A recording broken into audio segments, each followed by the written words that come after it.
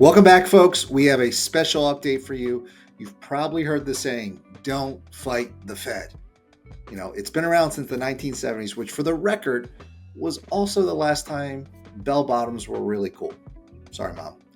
The idea is simple. What the Fed does with interest rates can have a huge impact on markets, so it's worth paying attention to. Now, before you start going and rearranging your entire portfolio every time Jerome Powell clears his throat at a press conference, let's take a step back.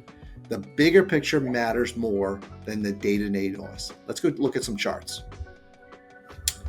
So as you can see here, the Fed cut rates by a quarter of a point at its September meeting. Unlike the panic button rates we saw during the 2008 financial crisis or the 2020 pandemic, this one wasn't an emergency. Think of it less like calling the fire department, more like adjusting the thermostat. Just trying to keep things comfortable.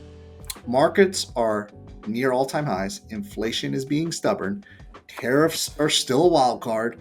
And the Fed is basically saying, hey, we're just fine-tuning things here. Okay. Now, when it comes to Fed policy, the real question isn't when the Fed cuts or by how much, it's why they're cutting.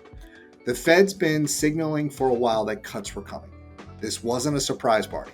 Let's keep that in mind. Unlike past cycles that were crisis-driven, this is about undoing the rapid hikes from 2022, while still trying to keep growth going. And yes, Jerome Powell's term ends in May 2026, which means politics will start sneaking into the conversation. That said, long-term interest rates tend to follow markets and the economy more than politics. So Powell can only control so much. Bottom line, this is more of a course correction than a plot twist. Next, we have the mixed bag of economic data. Here's where it gets interesting and slightly confusing. So the US economy added only 22,000 jobs in August, which is like your favorite restaurant saying they have limited seating and then pointing to the one empty booth in the corner. We've all been there. The unemployment rate is at 4.3%, up slightly, but nowhere near 2008's 10% or 2020's 14.8%. Inflation, still sticky. The Fed's favorite measure, PCE, which is the Personal Consumption Expenditures Index, that's a mouthful.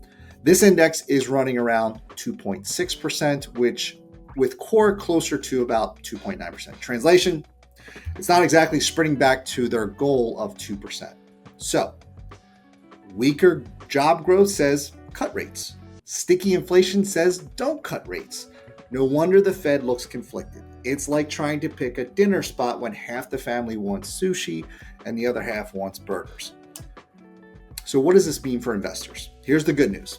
Rate cuts that aren't tied to a recession usually help both businesses and investors. Companies can borrow cheaper, spend more, and grow. Consumers may see lower mortgage and credit card rates, which boost spending. Stocks generally benefit, bonds also. Cash, not so much. Sorry about your high yield savings accounts. And yes, the stock market is already near all-time highs, but that's not unprecedented. Greenspan cut rates in the mid-90s when markets were booming. He called it insurance. Powell just called this move risk management, which in Fed speak roughly translates to, we're not panicking, you shouldn't either. So what's the frame takeaway? The frame takeaway is the Fed's latest cut is like putting bumpers on the bowling lane.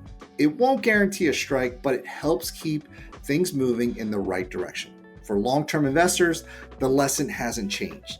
Stay focused on your goals, don't overreact to the Fed's every move, and if you're tempted to make a big change every time Mr. Powell speaks, maybe hand your portfolio over to someone who enjoys that kind of stress, like us here at Frame. That's all I have for you today. Have a great one.